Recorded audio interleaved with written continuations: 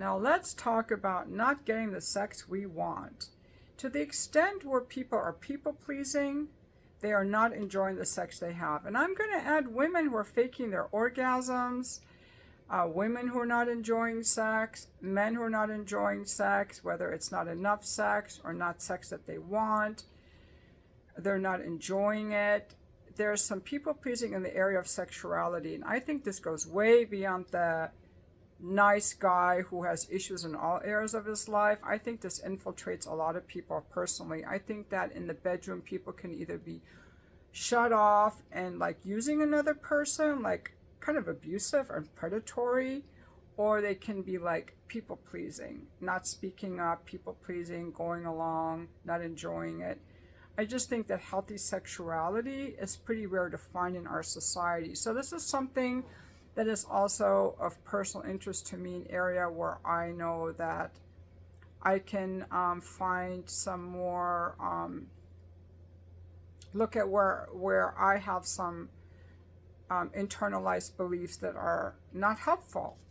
So hopefully all of you will also get something out of this chapter on sex, because there's nothing greater than good sex, and there are a lot of things that can hold us back, like internalized fear and shame that comes from society, and from our upbringing, especially religion. By the way, there's another book that I'm going to read after I get through some of these other books, which is called Sex and God, and like religious shaming.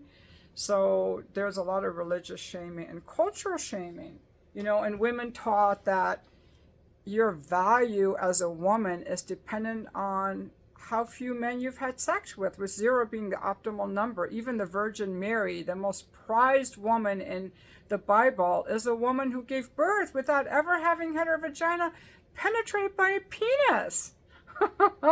The most valuable woman has never had intercourse. That's what we were taught. And so some men don't want to devalue a woman by putting their penis in her vagina, or devalue their wife. That's their mother, that's their Madonna, like all this stuff. But sexual energy is just any kind of energy. So let's go into this book now. That was just my own foreword. Okay. For nice guys, sex is where all of their abandonment experiences, toxic shame, and dysfunctional survival mechanisms are focused and magnified. Every nice guy with whom I have ever worked has had some significant problems with sex. And these are the most common. 1, not getting enough. That's the most common. The focus of the problem is frequently directed at a seemingly sexually inhibited or unavailable partner, or the unavailability of women in general. 2, having to settle for less than satisfying sex. Nice guys often settle for bad sex, believing it's better than no sex at all. And again, they blame their female partner. 3, sexual dysfunction. Inability to get or maintain an erection, or premature ejaculation. I help guys with this too, or I did when I was an escort. This has to do with a guy who's anxious, who's in his head, who's not embodied and relaxed. And nice guys are in their head. They're all worried about pleasing the other person, and they're not embodied, 4, sexual repression. Nice guys claim to have little or no interest in sex, but usually they are actually engaged in some form of sexual activity that they hide. And 5, compulsive sexual behavior. Compulsive masturbation, addiction to pornography, affairs, prostitution, 900 numbers, peep shows, cyber sex. This book was written in 2003, so that's where we see 900 numbers and peep shows. I don't know if they still have that, but he's using getting his sexual needs met in ways that are compulsive and not with women, because that's way too scary. Okay, So you end up with a breed of men who don't have very much sex, or they don't have very good sex. These nice guys focus on factors outside of themselves as the problem. It's women who are the problem. And if you read some of my comments, you will see these guys who are there like these damn women when I try to explain how females operate sexually or how to turn a woman on. It's like, it's always about you women. You women are the problem. And I think of them as man haters, but they could also be people pleasers because they're focusing on, they're not getting sex and they're blaming women for it. I guess there could also be like incels, different kinds of men who blame women for not getting sex, but nice guys definitely would be included in that. They're masters at making sure that their sex lives are less than satisfying. It all has to do with their shame and fear around being a sexual being, and I think this would apply to women too. How many of us women have shame around being a sexual being because we were taught by our parents, by religion, in school, in sex ed, that we shouldn't like sex. In fact, in school, in 6th grade in sex ed, I was taught about pregnancy and STDs. There was nothing about pleasure or consent. I know in Europe they do things differently. They actually teach about the clitoris and they teach about consent and pleasure, but not here. So I think a lot of us... Now, I'm going to just put this up here about the subcon, the unconscious mind. The unconscious mind, these are the things that that have caused a nice guy to not enjoy sex. This is going to be a long list, but see if any of these happen to you, because that can help you see like where that comes from. Memories of childhood experiences that made him feel like he was bad. The pain of not getting his needs met in a timely, healthy manner. The effects of growing up with sexually wounded parents. The sexual distortions and illusions of a really screwed up society. The absence of accurate sexual information when it was needed. The sexual guilt and shame associated with centuries of religious influence. The effects of covert sexual bonds created by his mother. The trauma of sexual violations. The memories of early sexual experiences wrapped in secrecy. Distorted and unrealistic images of bodies and sex in pornography. The shame of hidden compulsive behaviors. The memories of previous sexual failures or rejections.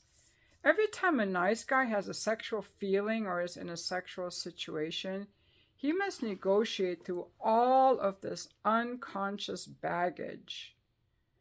Nice guys find numerous ways, creative ways to avoid or distract themselves from their sexual shame and fear. And they have several strategies for this. They avoid sexual situations. They try to be a good lover. They hide compulsive sexual behaviors. They repress their life energy and they settle for bad sex. So let's go through these one by one. How do nice guys avoid sexual situations? After all, they always think they're not getting enough sex. The author coined a term, vagophobia. Vagophobia is a syndrome where the penis tries to stay out of a vagina or gets out quickly once it is in. This protects a nice guy from having to experience a shame and fear, and it will also guarantee you won't have very much sex. So he gives an example of this gentleman who turns down sexual situations, sexual opportunities, because he doesn't want to jeopardize a relationship or a friendship.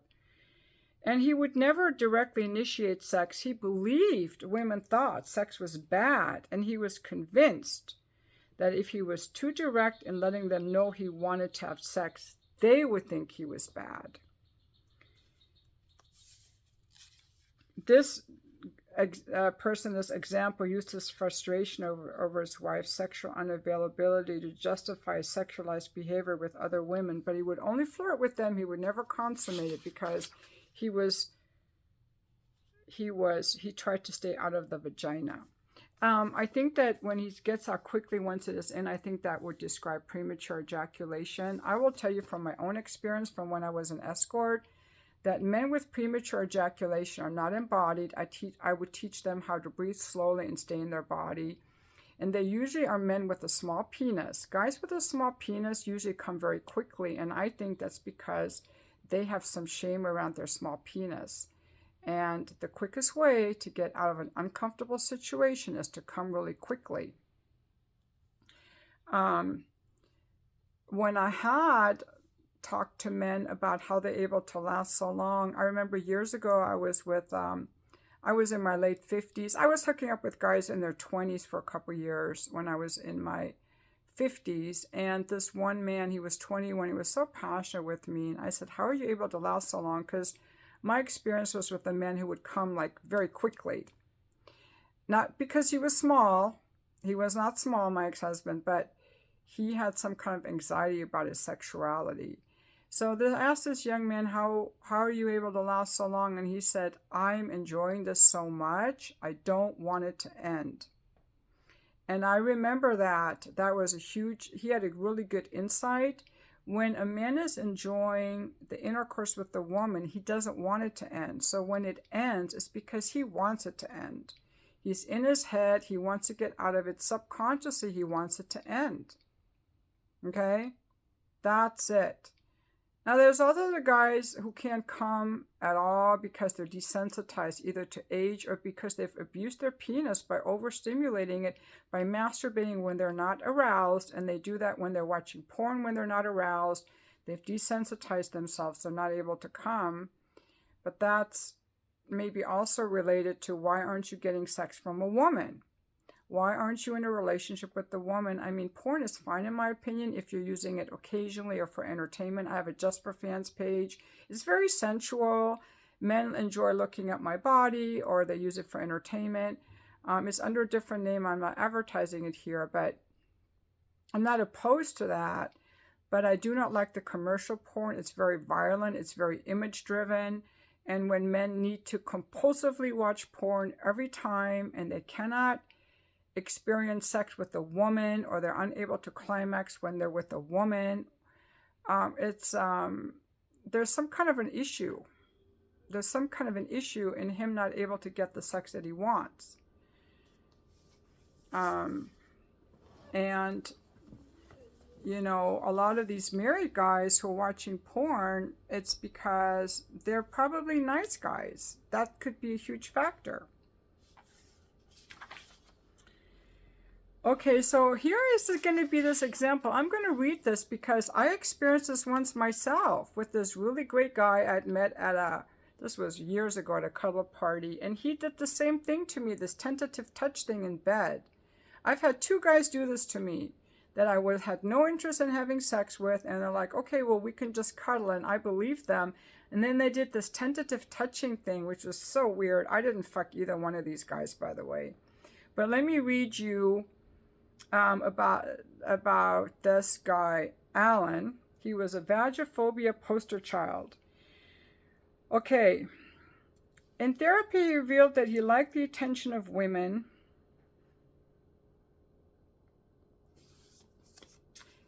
Oh, this is not the example that I wanted to read to you guys. Just a minute. Okay, the example I wanted to read to you is in the section about settling for bad sex. So let me just read that. Aaron and Hannah haven't had sex in several weeks, a common occurrence in their relationship. Tonight, Aaron is feeling sexual, but instead of telling Hannah that he wants to, he says making love, but I'm going to say fuck, he goes into a pattern of indirectly trying to arouse her. I'm sure that fuck is not a proper term that Dr. Glover would use in a book, or in a book that the publisher would use, but I don't like the term making love at all. It's like, we're not making love. Like, to me, that's a turnoff of a word. I just like to say, fuck.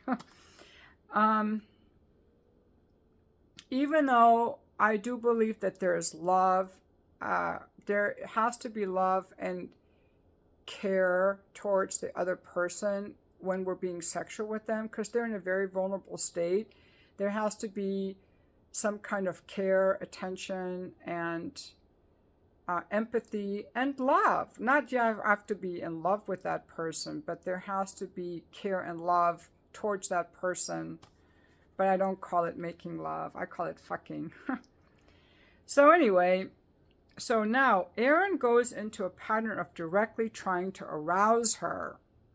And this is the turnoff, you guys. Even though Hannah has let Aaron know on several occasions she resents his pestering. Now, guys, why is it pestering when you're trying to fuck your wife? It's because how you're going about it. That's the pestering. This is what Aaron does. He moves up behind her in bed, begins to rub her back. He doesn't just, like ideally a guy would just like stick his hard cock against the back of her ass. Or start grabbing her ass or saying, I'm going to fuck you right now. Or just whatever. I don't know. Guys have a way of doing things that seem to work. I don't know exactly. But he's indirect. He moves up behind her in bed, begins to rub her back. But he doesn't want to rub her back. He really wants to fuck. And he's not being direct. As he massages her shoulders, he momentarily tunes out his resentment over her sexual unavailability. So he's already touching her because he's resentful, and he's rubbing her back when he really wants is sexual access.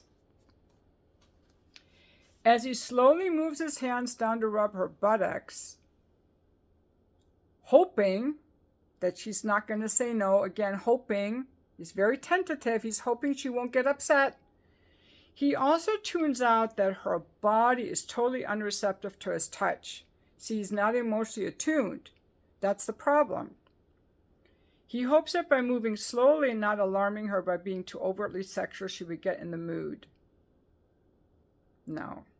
But this approach has occasionally worked in the past. By the time he lightly strokes one of her breasts, Aaron is totally unaware of anything going on inside of his own body. So he has left his body. He's no longer embodied. He's no longer feeling his own arousal. He's just focused on her availability, and he's focused on her arousal and trying to anticipate how to stimulate her just enough to get her in the mood without doing too much to make her angry. Can you guys relate? I'm sure a lot of men can relate. This is a turnoff to a woman.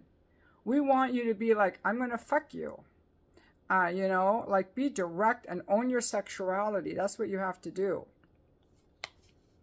It's kind of like the guy who pretends to, care about a woman enough to take her to dinner when he's really just doing it so he can get access to a kiss or something more. It's turnoff, inauthentic.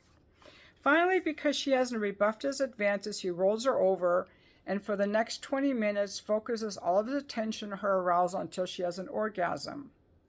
Since he is disconnected from his own physical arousal, he has difficult time climaxing himself. So he fantasizes about the young secretary at work. When he finally has an orgasm, he immediately shifts his focus back to his wife to check on her emotional state. Later, as he rolls over and goes to sleep, he feels empty and resentful.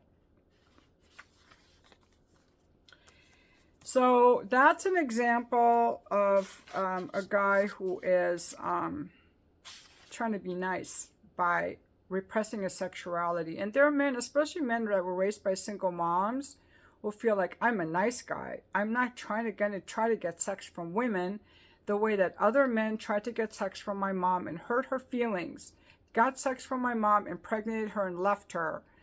And this empathy for their mom and these situations she got herself into, guys, if your mother was abandoned by men who fucked her, she's got to take responsibility for inviting these type of men into her life. Men that wanted something casual and she wanted something more. She has to take responsibility. It's not yours.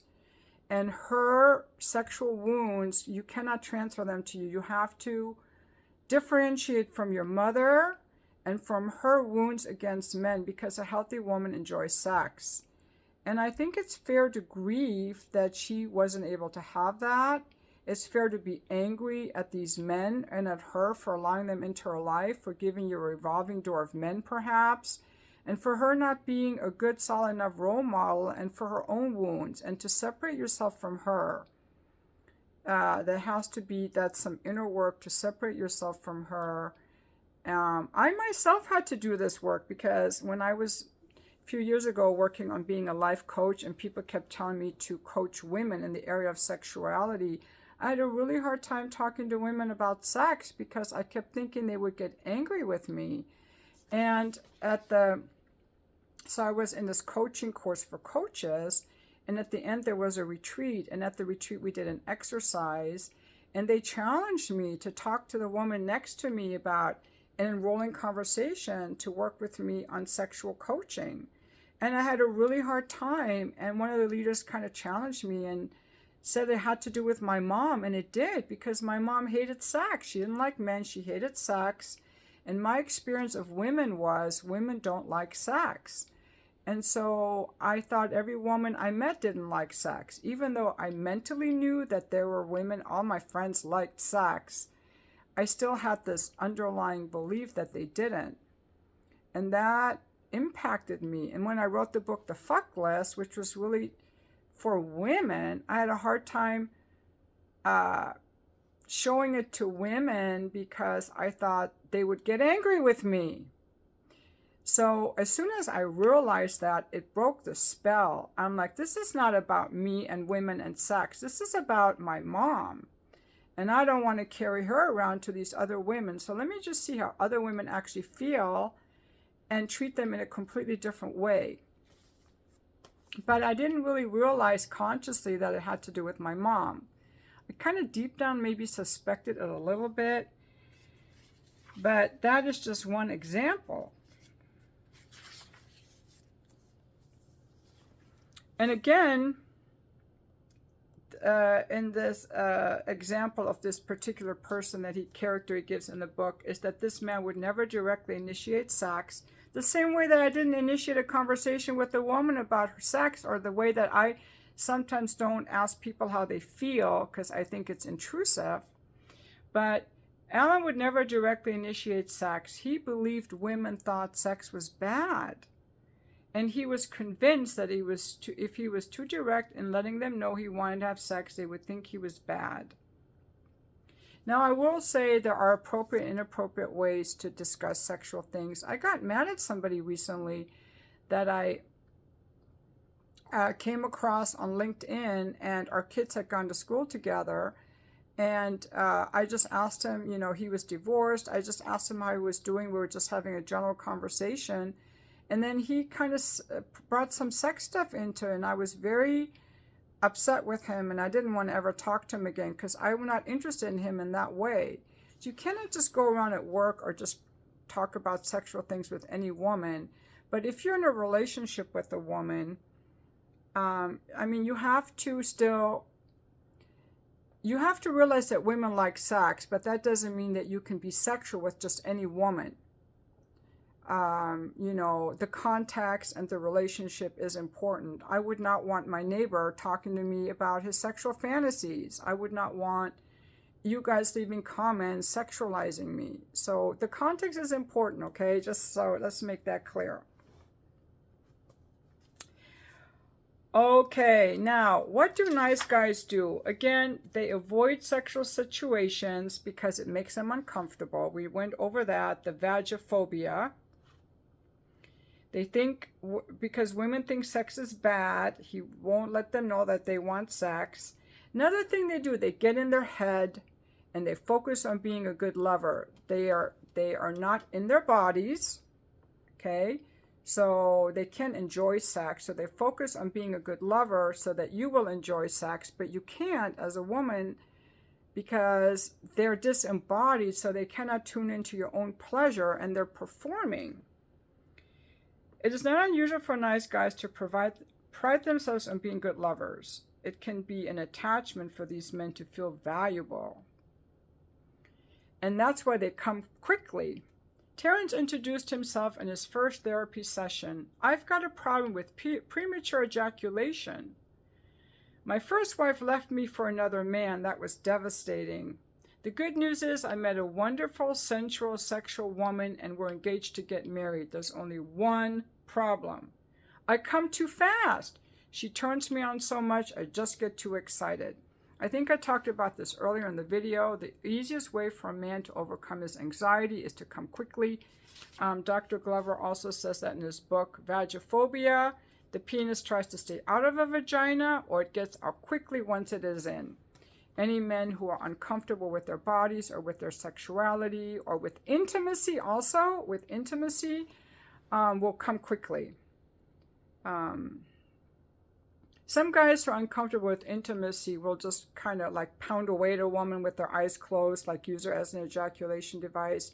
But people pleasers, the sex with people pleasers is not good. They're always like, what can I do for you? Are you okay? Sorry. I mean, they're just like no fun in bed. But also they will come too quick. Terrence went on to describe how hard he worked to please his girlfriend. And he told her he didn't care if he ever had an orgasm as long as she was satisfied. I hate guys like that. That's just weird to me. You need to be a little selfish in bed, everybody. Not the whole time, but some of the time. You got to be a little selfish and ask for what you want. That's what makes you fun. Now, Terrence was not happy with his sex life. He says that his fiancée says she loves everything about him except she feels like 30% is missing. She doesn't even want to have sex anymore. When nice guys set out to be great lovers, they're actually creating a recipe for boring sex. Sex that focuses on trying to please the other. Okay? Guarantees a routine, do what worked last time kind of experience. Trying to be a great lover ensures that a nice guy will not have many passionate, reciprocal, spontaneous, or intimate sexual experiences. He also says nice guys have hidden compulsive sexual behaviors because they think they're bad for being sexual, or other people will think they're bad for being sexual. Their sexual impulses have to be kept underground and has to hide his sexual behavior. That would be, I guess, spending a lot of time watching porn, not having sex with your wife because you're busy masturbating to porn, calling 900 numbers, having affairs. Repressing their life energy.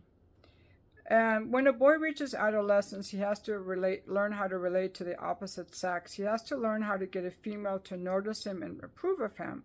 It's easy for some guys, if they're good looking or a star athlete or come from a good family, it's relatively easy. But for other boys, they decide if they're nice, they can get girls. Ironically, trying to be nice robs a man of his life energy, and then there's little about him to get anyone's attention or turn him on. Women will say that it's difficult to get excited about having sex with a nice guy. He may initially be interesting because he's pleasing, but it's hard to find sexual attraction to him. Exactly. Now, then we're getting for settling for bad sex.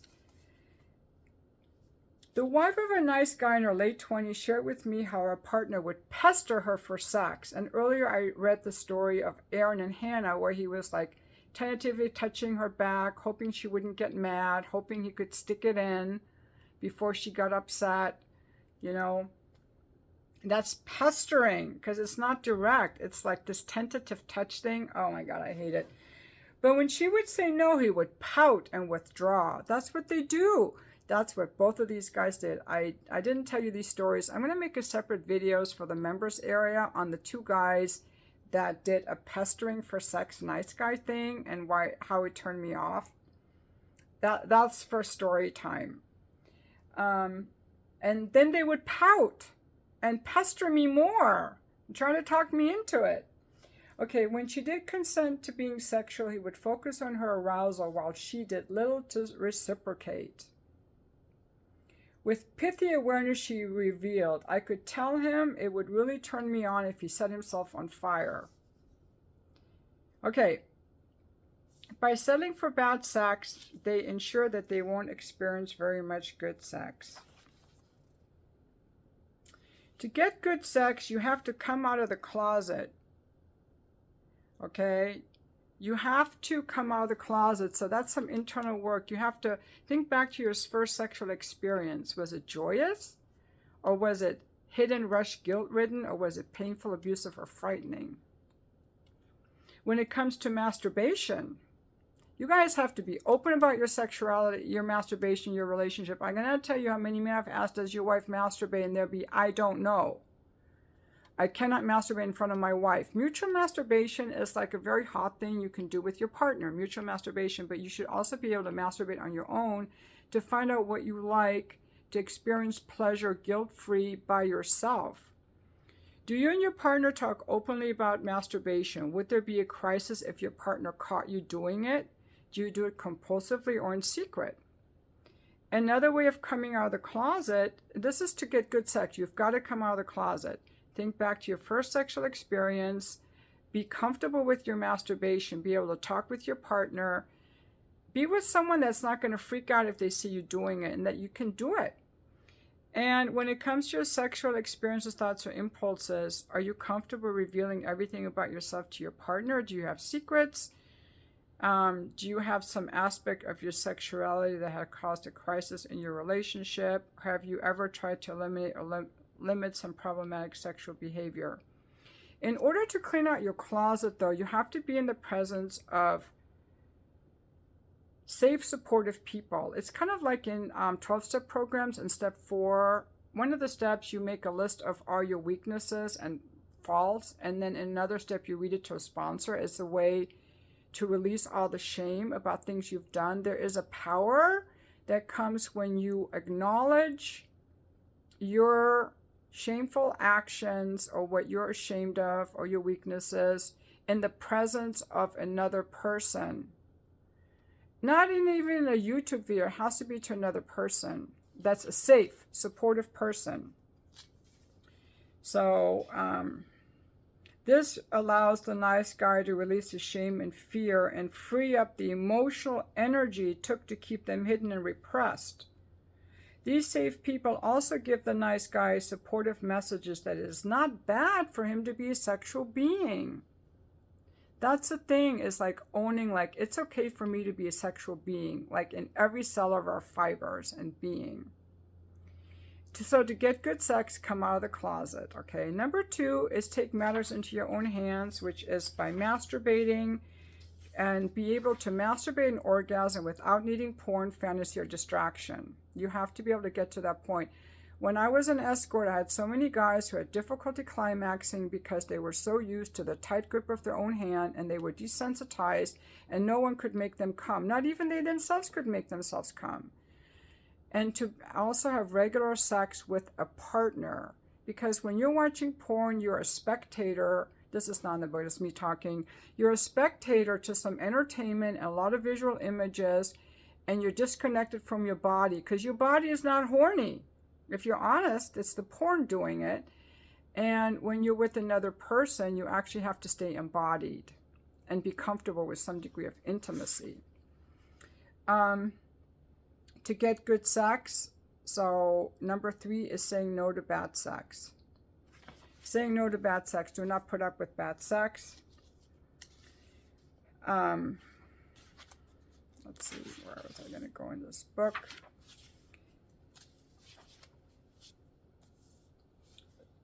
Nice guys are consummate bottom feeders.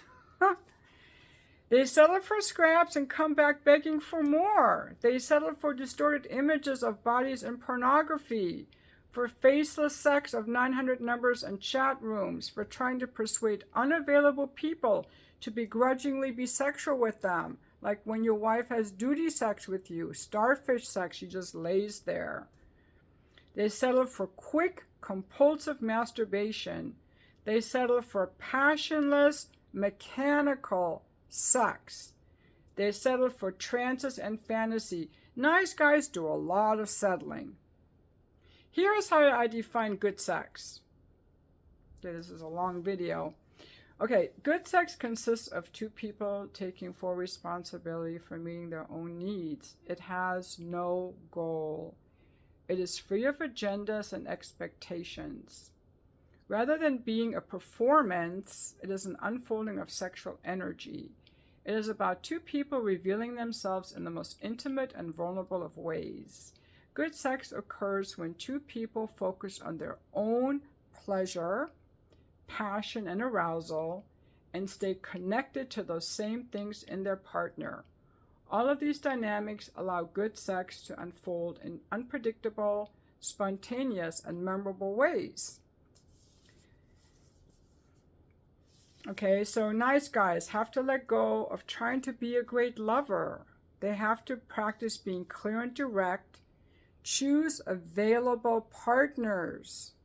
Don't settle for scraps, and decide that bad sex is not better than no sex. And be a bull moose. The greatest aphrodisiac is self-confidence. As recovering nice guys become comfortable just being themselves, they begin to look more attractive.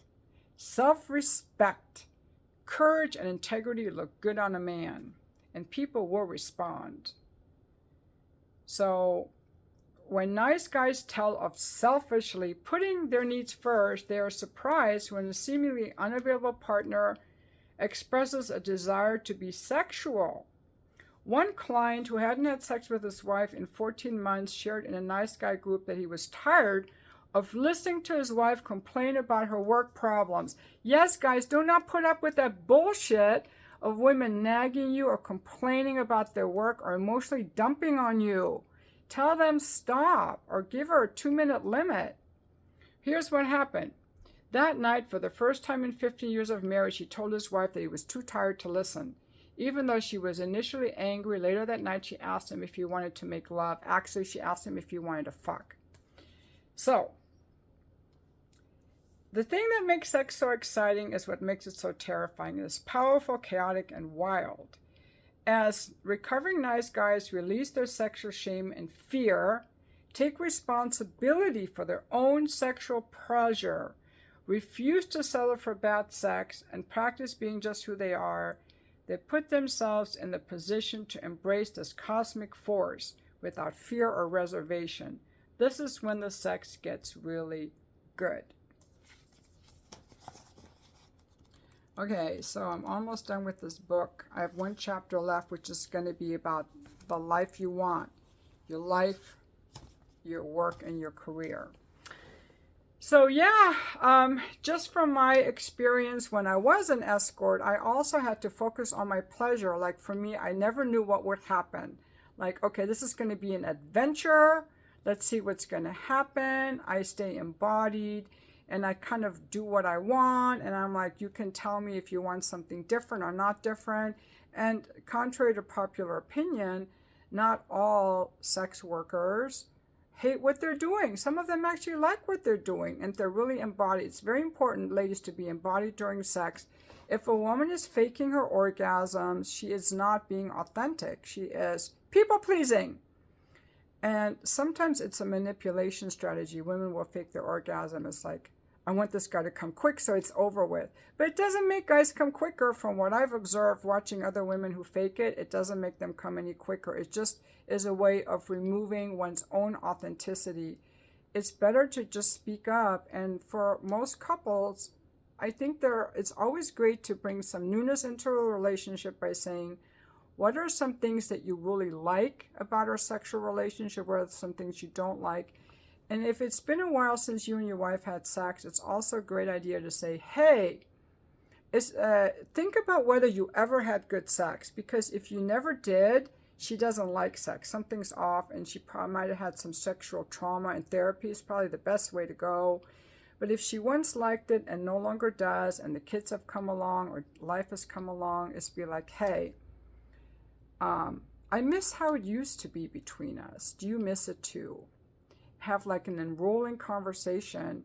Be willing to talk about things. When people don't want to talk about things, it dampens the aliveness and the vitality of the relationship, and it forces people to shrink themselves into some, I guess I got to be quiet and repress myself to get along in this relationship. That is not a fun relationship to be in. What I like about being single is no one can repress me. Only I can repress myself.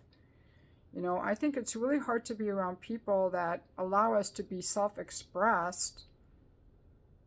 This is why I like being single, frankly, but this book is about getting your sex in a relationship. So I hope that you have found this video helpful, and thank you for watching.